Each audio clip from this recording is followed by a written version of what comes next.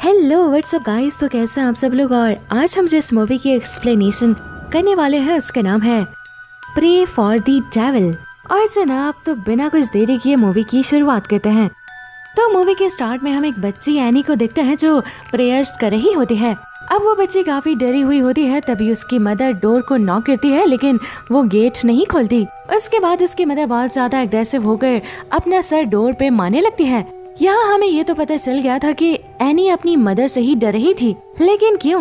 तो जनाब, ये तो हमें थोड़ी देर में ही पता चल जाएगा। खैर, अब यहाँ से सीन शिफ्ट होता है और अब हम एनी को देखते हैं जो कि अब 25-26 साल की हो गई है और साथ ही वो एक नन बन गई है। अब यहाँ पर एनी एक साइकोलॉजिस्ट डॉक्टर से बात कर रही थी। वो उन्हें बताती है कि मेरी मॉम एक बहुत अच्छी औरत थी, लेकिन अचानक उनका बिहेवियर चेंज होने लगा था और एक दिन वो सॉन्ग गाने लगी और मेरे बालों में कॉम्ब करते हुए मुझे हर्ट करने लगी थी, लेकिन ये सब उनके अंदर की आत्मा उन्हें करने को कहती थी। वो बताती है कि मेरी मॉम पॉजेस्ड हो गई थी। अगले सीन में हमें दिखाया जाता है कि 1835 में एक्सोर्सिज्म सिखाने के लिए वेटिकन की तरफ से स्कूल ओपन किया गया था, लेकिन वहाँ पर पॉजेस्ड लोग बहुत बढ़ते जा रहे थे, इसीलिए उसको एक ऐसा स्कूल बना दिया गया था जिसमें वो पॉजेस्ड लोगों को रख सके।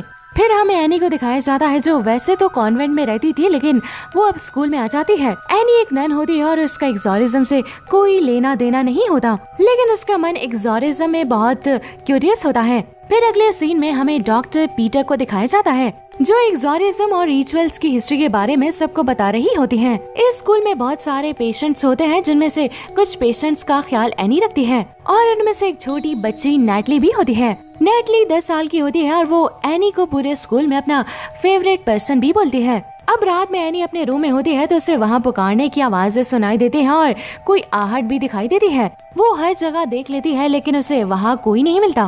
खैर, अब एनी एक क्लास के पास से गुजर रही होती है तो वहाँ पर फादर क्विन सारे प्रीस्ट की क्लास ले रहे होते हैं। अब एनी वहाँ आकर बैठ जाती है सुनने के लिए और फादर क्विन उसे देखते हैं और नोटिस भी करते हैं। फिर फादर एक एक्सोर्सिज्म के बारे में बता रहे होते हैं जो कि एक लड़की थी और एक्सोर्सिज्म उस पे काम नहीं किया और उसकी जान चली गई। फिर फादर बताते हैं कि जब हम किसी एक्सोर्सिज्म के लिए जाते हैं तो हमें गॉड के सारे वर्ड्स याद रखने होते हैं, क्योंकि डेविल या डीमंस हमें डिस्ट्रैक्ट करने की कोशिश करते हैं। खैर, अगले सीन में हम एनी को उसी लड़की की रिपोर्ट चेक करते हुए देखते हैं जिसकी एक्सोर्सिज्म गलत होने की वजह से उसकी डेथ हो गई थी। यहाँ पर हमें ये पता चलता है कि उस लड़की को भी यही आवाजें सुनाई दे रही थी जो अब एनी को सुनाई देती हैं। और इसके बाद एनी लाइब्रेरी में और डॉक्यूमेंट्स को पढ़ने लगती है, लेकिन वहाँ की लाइब्रेरी की नन उसे कहती है कि यही सारे डॉक्यूमेंट्स हैं जो तुम पढ़ सकती हो। उसके बाद फादर क्विन और हेड नन की बातों से हमें ये पता चलता है कि ये सब कुछ एनी की वजह से हुआ है, जिस पे हेड नन कहती है कि हमें एनी को वापस कॉन्वेंट भिजवाना होगा।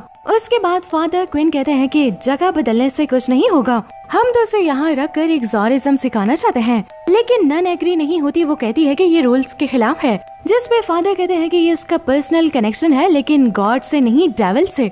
अब जब अगले दिन एनी एक्सोर्सिज्म की क्लास लेने जाती है तो फादर और डांटे के अलावा सारे फादर्स इससे नाखुश होते हैं। क्लास के बाद फादर क्विन इन सब लोगों को रियल एक्सोर्सिज्म की झलक दिखाने के लिए दूसरे फ्लोर पे जाते हैं, जहाँ पर सेफ चैम्बर्स में उन पोजेस्ड लोगों को रखा जाता है जो बहुत खतरनाक हो जाते हैं और उस चैम्बर में नेटली भी होती है। अब फादर क्विन डांटे और रेमंड को एक्सोर्सिज्म के लिए भेजते हैं, जहाँ वो अंदर जाकर अपनी प्रेयर शुरू करते हैं, लेकिन नेटली पे उनका कोई असर नहीं होता। फिर नेटली उनको हॉन्ट करने लगती है। चैम्बर में एक शीशा लगा हुआ था जिससे बस बाहर वाले देख सकते थे, लेकिन नेटली एक शीशे के सामने खड़ी हो जाती है जहाँ पर एनी खड़ी होती है। फिर एनी को कहती है कि उसे अपने अंदर आने दे, यानी कि एनी को पोजेस्ट करने दे। एनी बहुत डर जाती है। फिर फादर क्विन अंदर जाते हैं क्योंकि अब ये एक्सोर्सिज्म इन लोगों के हाथ से निकल गया था, लेकिन वो फादर क्विन पे भी अटैक कर देती है, जिसके बाद एनी अंदर जाती है और नेटली से बात करती है ताकि वो होश में आ जाए। नेटली होश में आने लगती है, जिसके बाद डांटे और रायमंड उसको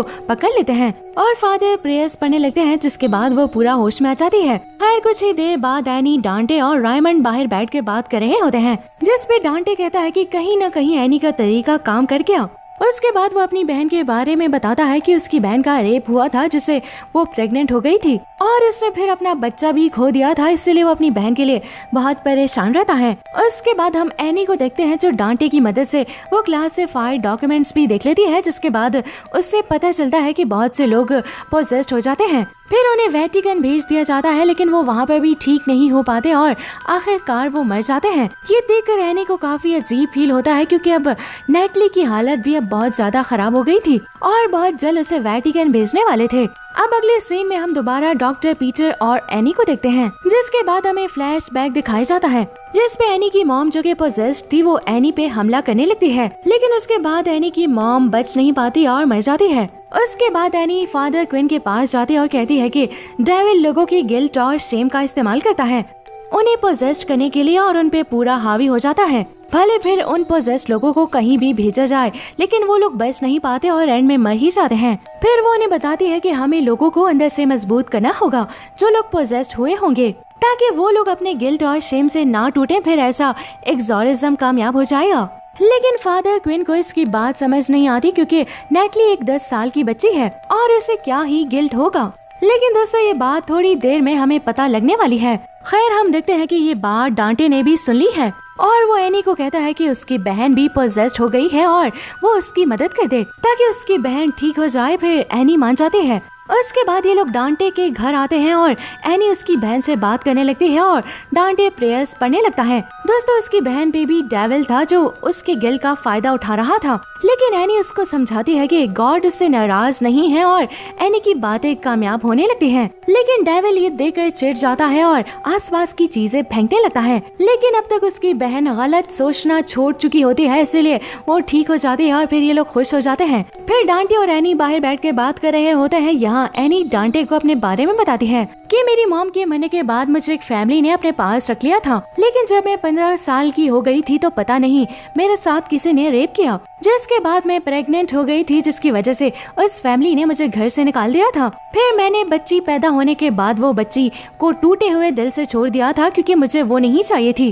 और उसे क्रॉस दिया था जो मैंने बचपन से अपने साथ रखती थी। फिर उस बच्ची को उन्हीं नन्स ने अपने पास रख लिया था, जिसके बाद एनी ने नन बनने का सोचा और लोगों की हेल्प करने का सोचा था। खैर अगले दिन एनी को हेड नन बुलाने आती है और जब वो उसके साथ जाती है तो वहाँ डांटे भी बैठा हुआ होता है। वहाँ पर उसे पता चलता है कि डांटे की बहन मारी गई है और सभी लोग इन दोनों पे गुस्सा हो रहे थे एक्सॉर्सिज्म करने के लिए। एनी बहुत दुखी होती है उसकी बहन की मौत की खबर सुनकर और अपनी सजा एक्सेप्ट कर लेती है और वो कॉन्वेंट वापस जाने के लिए कहती है क्योंकि ये उसकी गलती बहुत बड़ी थी। खैर वहाँ पर जाने के बाद डॉक्टर पीटर से मिलने आती है और उससे हिम्मत देती है कि तुमने हेल्प करने की कोशिश की है। फिर वो बताती है कि नेटली भी सही हो गई और वो अपनी माँ के साथ जाने के लिए अब तैयार है।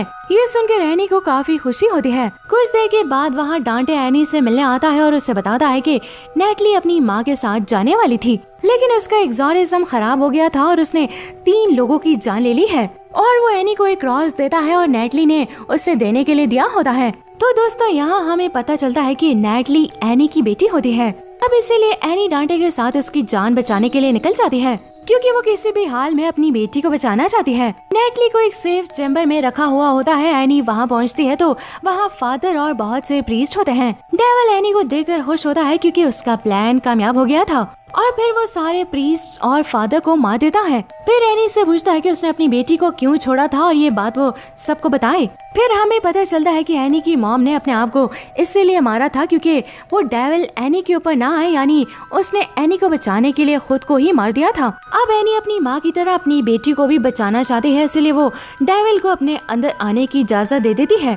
डेविल उसके अंदर आ जाता है। फिर डांटे नेटली को लेकर बाहर जाने लगता है, लेकिन सारे दरवाजे खुद लॉक हो जाते हैं। फिर डांटे नेटली को पतली सी जगह से बाहर भेज देता है। इतनी देर में वहाँ पर एनी आ जाती है। डांटे उसको रोकने की कोशिश करता है, लेकिन वो नहीं रुकती। वो नेटली को पानी में डुबोकर मारने लगती है। एनी अब पूरी तरह से पोजेस्ड हो चुकी थी और डांटे अंदर बंद था, तो अब नेटली को बचाने कौन आएगा। तो दोस्तों अब आती है नेटली की ग्रैंड माँ की आवाज। जो एनी की मॉम होती है वो एनी को हिम्मत देती है और याद दिलाती है। तो उसकी आवाज सुनकर एनी को अपने अच्छे पल याद आने लगते हैं और उसको याद आता है कि उसकी माँ ने उसके लिए अपनी जान भी दे दी थी।